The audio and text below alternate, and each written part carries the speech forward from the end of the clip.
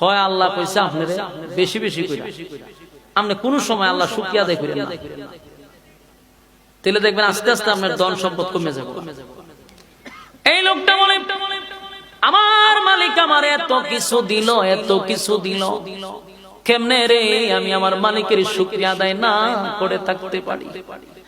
আমারে এত কিছু দিল,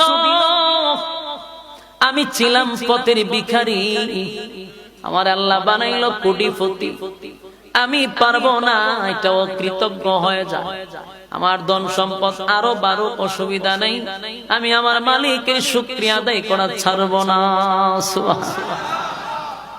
তাহলে আল্লাহ রাব্বুল আলামিন গরিব বানাইয়া পরীক্ষা করে রে, আবার কোটিপতি বানাইয়াও পরীক্ষা করে, আবার সম্মান দিয়া পরীক্ষা করে, আবার নেতা বানাইয়া পরীক্ষা করে, ক্ষমতা দিয়াও পরীক্ষা করে।